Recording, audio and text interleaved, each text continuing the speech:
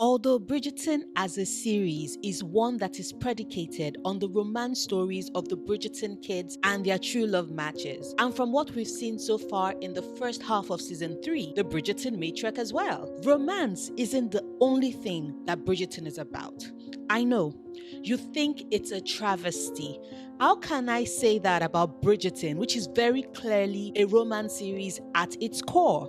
Well, it is because in addition to the romance, there is always a much larger theme that is a running thread that spans the entire season's story. A thread that is often central to the characters involved in the romance and contributes to their character growth. So that often, when they get their happy ever after, when the season's curtains close, it's often as better characters with a completed journey of sorts. It is often just as important as the core romance, and in the case of the first half of Bridgerton season 3, I believe the season's themes as it relates to both Penelope Featherington and Colin Bridgerton is tied to the Mondrichs and their story that we have witnessed so far. Curious as to the why and want to know what on earth I'm talking about? Well, buckle in for the ride. It's a great way to spend the time anyway, as we all collectively wait for the second half of season 3 and what new heights Polin might raise or sink us to come tomorrow.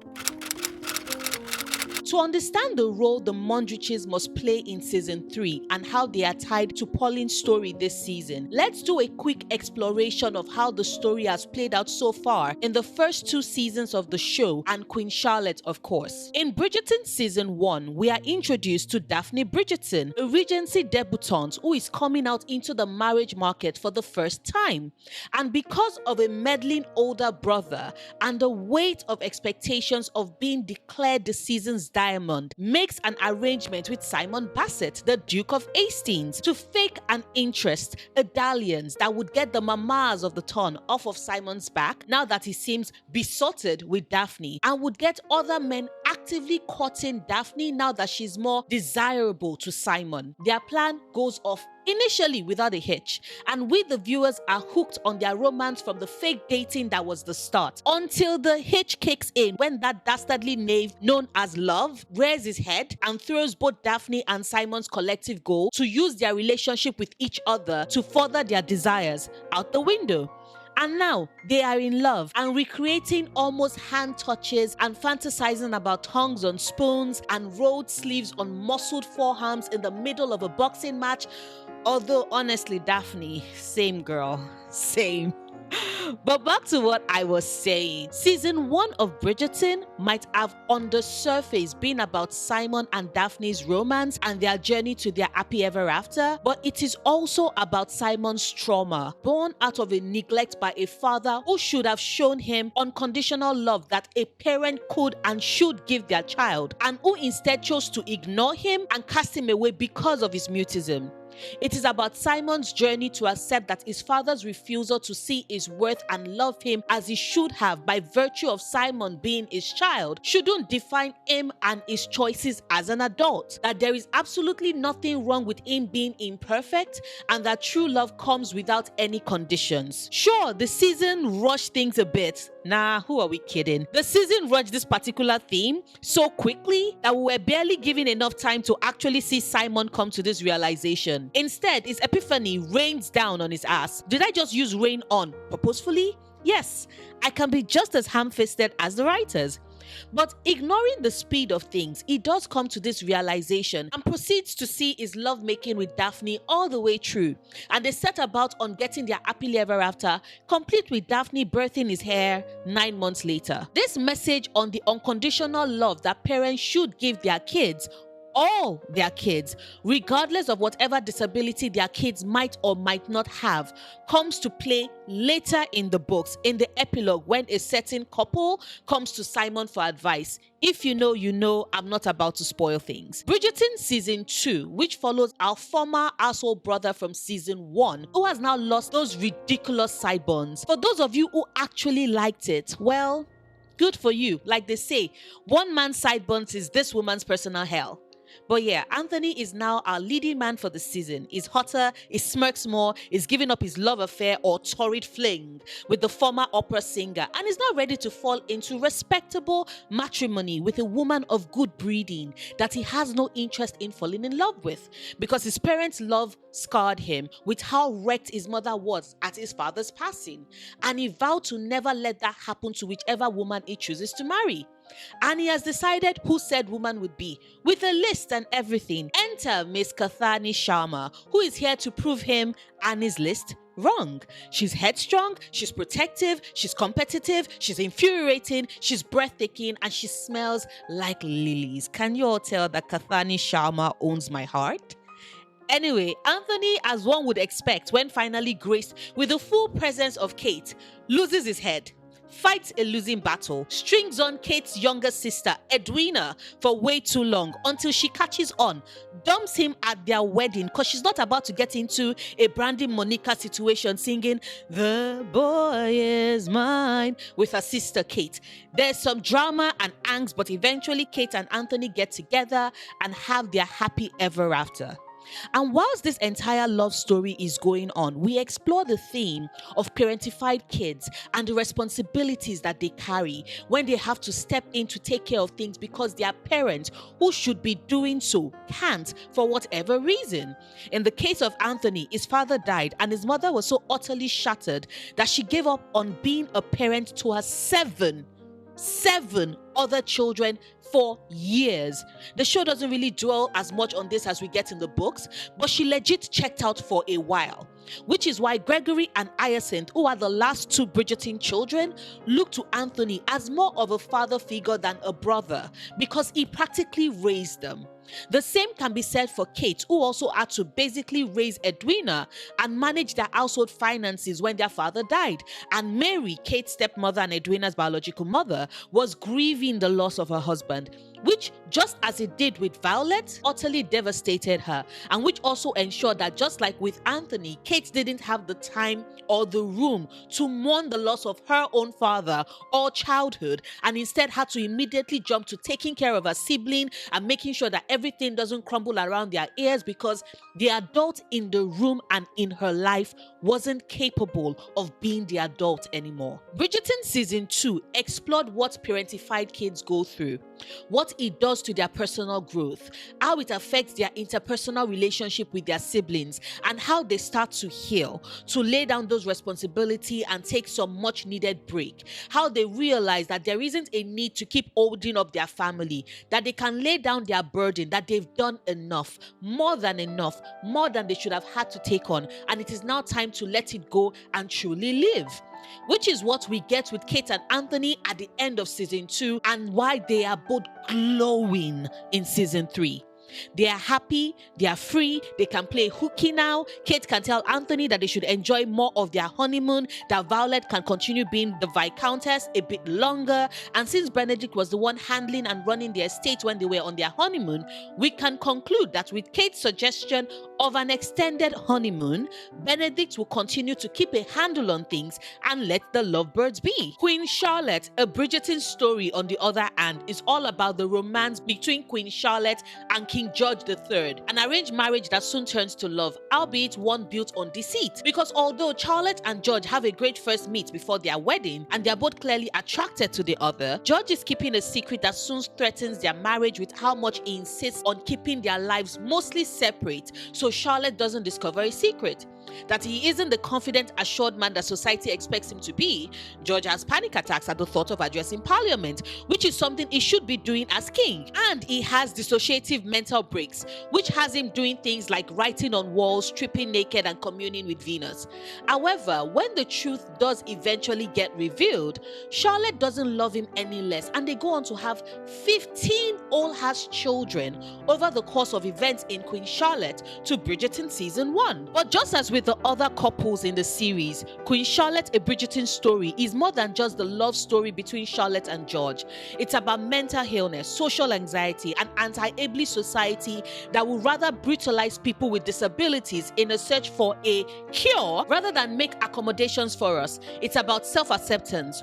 Do I think the subtle messaging of love conquers all, including mental illnesses, is a bit dangerous because you can't love someone into healing? Yes. Some of us are mentally ill, and that is okay. And although it is heartbreaking, a part of me takes comfort in the fact that they do show George's deteriorating state in Bridgerton season 1 and 2 and in Queen Charlotte, A Bridgerton Story as well. I appreciate the fact that every time George shows up, his story is handled with love and care and grace. Now, season 3, and I'm sure you all have been waiting for this, is focused on Penelope and Polin. She's loved him since they were children. He's seen her as a good and loyal friend who sees him and pays attention to him in the way no one else does, not even his siblings, and who he considers a friend, until she asks, begs. Ugh, I hate that we still retain that. Yes, it's from the book, but I hated when it happened then, and I still hate it now. Anyway, she begs him for a kiss, which he grants. It's hotter than he would have expected, which, duh, Colin, I know your ass hasn't paid a bit of attention to Pen, but she is gorgeous as hell. Anyway, Colin soon realizes the errors of his ways and starts dreaming about her. Wet dreams where she's breathed his name like the divine being that she is. Can you all tell I love Penelope Featherington? Like, adore and worship and just, God, Penelope! Anyway, Colin starts paying more attention to her, gets jealous when he notices that majestic and amazing Lord Deblin pay attention to her, and foils our almost engagement. Also, he can give us the hottest carriage ride scene ever and follows it up with a proposal. If I'm sounding a bit miffed right now and you're curious about the undercurrents you can hear in my voice when I talk about this romance, or the lack of it that we've been given so far in the first half of season 3, it is because it's just that. I feel miffed that the writers didn't take enough time to fully flesh out Polin's romance. We didn't get enough yearning, enough of him slowly and fully coming into the realization of just how much he is crazy about Penelope Featherington. She's been in love with him since they were kids. He could have at least given us something worthy or close to Anthony's lilies, followed by that utterly wrecked voice of his, Anthony Bridgerton, the man and lover that you are. Anyway, back to Polin. I have seen quite a number of fans upset and dissatisfied with the first half of Bridgerton season 3 because according to them, the show spent way too much time on side characters like the Mondrichs when instead the focus could have been on Polin. And honestly, I get their frustrations. I get it.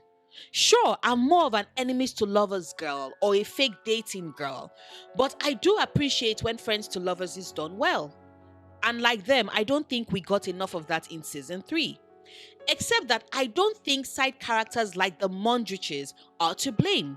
Like I said at the start of this video, I do believe that they are significant for the journey Penelope and Colin are taking this season. I think that Polin instead suffers from the clear absence of prolonged yearning.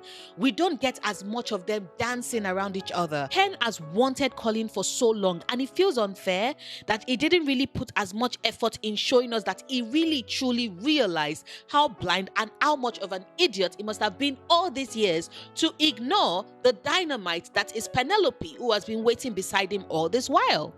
I will do a proper analysis of Polin as a relationship after we've gotten the second half of the season, as I do want to be thorough in that video and don't want to judge the writers too harshly without having seen the full season and what they intended. So keep an eye on my upcoming Bridgerton videos.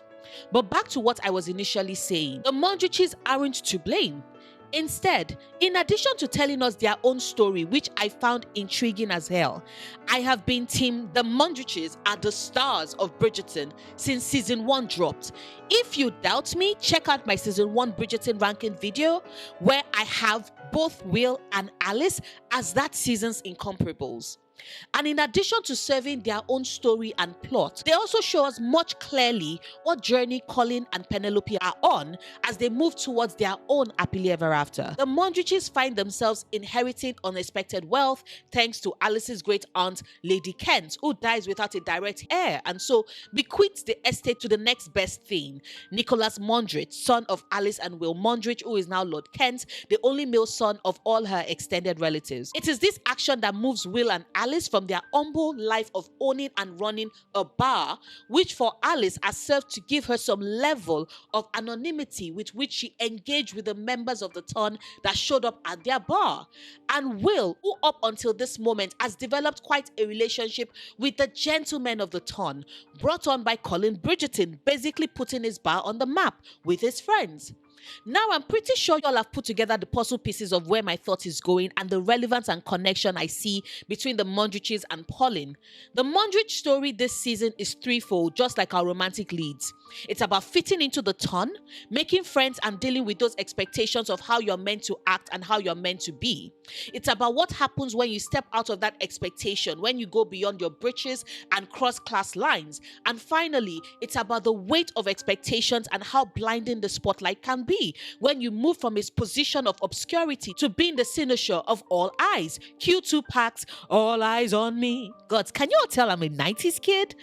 Anyway, Will's story this season had him welcomed into the ton with the upliftment of his family. He makes friends, he makes plans, he's genial and chatty, and is acclimatizing to the change in his circumstances. Some of his responses sound and seem a bit performative because the skin doesn't really fit yet. It's not so easy to go from being a worker to a part of the gentry. It's a shift, a similar shift to what Colin is experiencing this season. He's back from yet another tour with stories and seems to have gathered quite a group of gentlemen and ladies all eager to hear him out and what he has to say. And we get the feel that he's being very performative in how he relays those experiences. Like he's put on this armor, this identity that isn't really him, but that caters to the role that he now has to play in society. Similar to Will. Their reasons are different and not quite the same, but they both get advice from Bridgertons, Benedict for Will and Violet for Colin, who basically advise them to stop playing a part, stay true to who they are and make their own rules. Both Will and Colin do so.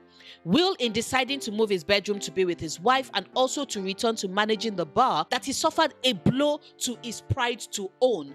We've not all forgotten the match-fixing masterminded by Lord Featherington, have we?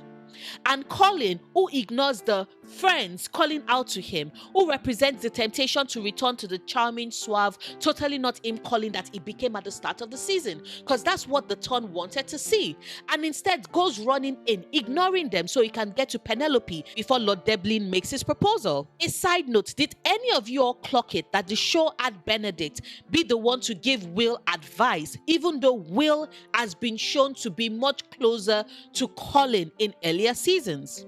I think it's because it's a subtle way to show that they are both dealing with similar themes in this first half and would have to resolve this separately. No use removing the speck when you've got a whole ass log in your own eye, just saying. And then we have Alice Mondrich, whose story this first half is about stepping fully into society and now being observed and seen by those who have otherwise ignored her and pushed her to the sidelines, to be seen and not heard from by virtue of her class. Even worse than what is done with Madame Delacroix, because at least Madame Delacroix gets to chat with the ladies and their mamas when they come to the modiste for their fitting. Alice doesn't even get that, as she's mostly ignored by the gentlemen of the ton who show up at the bar without their wives. But now she's in the spotlight and has to deal with the weight of all that attention, kind of like the heavy gowns that her great aunt used to wear.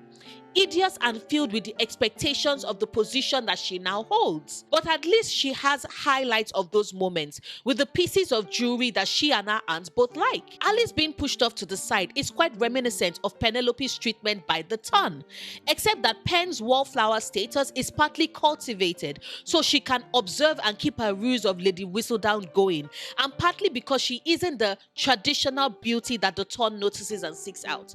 And now she's had a wardrobe overhaul her hair's done, she's glowing like Alice. She's front and center in the eyes and minds of the ton, and would be even more so by the time the news is revealed that she's engaged and soon to be wed to Colin Bridgerton. I find it interesting and very purposeful that Alice and Pen basically get a sort of reintroduction into the ton this season. Alice because of her elevated position, and Penelope because of her rebranding, and they both cause a shake-up within the ton. But that isn't where the parallels between Polin and the Mondrichs stop. We see that after Will realized that he gets to make his own rules and cannot continue to let the ton dictate his life because his elevated status means he is free, and he then decides to go back and reopen his bar, he learns that being someone of rank now doesn't really make him free. He is still expected to operate within what is expected in the ton, and what is expected of him as the father of the titled lord is to give up his bar, step in line, or lose more than his newfound friends. Because according to what Lady Danbury tells Alice, the minute the queen discovers that a member of the landed gentry is taking steps outside of the acceptable behavior of their kind, Will would be punished. Know who else is a member of the landed gentry who is earning her own money, and the only reason why she's able to continue to do so far is because of her anonymity? Penelope Featherington, also known as Lady Whistledown.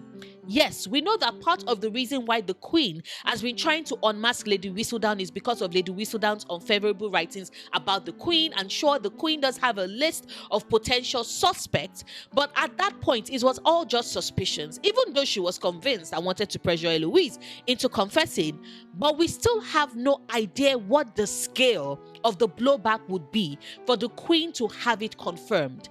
Yes, there is whatever punishment she would dole out for the slight, but I am also sure Eloise wouldn't have escaped the further punishment that would be meted out for her stepping outside the lines that have been colored for her, were she to be Lady Whistledown, which she isn't. Penelope is. And for the second half of season 3, we would probably be exploring that as well. The parallels of Penelope, like Will, trying to hang on to her business, scribbling away like she's running out of time, because it's not just the disappointment that she has to face, but also she runs the risk of being forced or convinced to give up her column. Because what does a married woman of the ton with a comfortable husband, even if he's not titled, doing with honest work? Members of the ton do not work, and although they find Lady Whistledown's papers interesting and engaging and suspect that it is being written by one of their own, although Eloise was convinced that it was the head maid at the start, so I wonder if a lot of them don't think the same as well. Lady Whistledown's column is in fact work. It is earning Penelope Featherington money, and I wonder if that would not be a sore spot in season 3B's storyline, kind of like Will Mondrichs and his bar. What do you all think? Do you agree? If you do and made it this far to the end of the video, thank you so much. I know that it was a long one.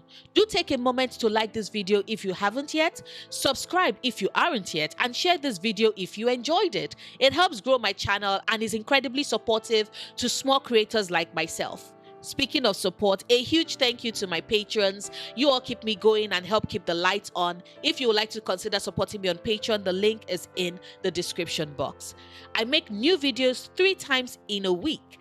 Anime manga content on Mondays, TV shows and movie content on Wednesdays, and bookish themed content on Fridays.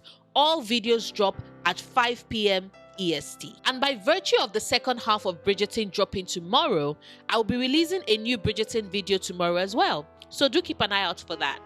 Until then, remember what I always say. Obsessing over the things you love? Perfectly valid coping mechanism.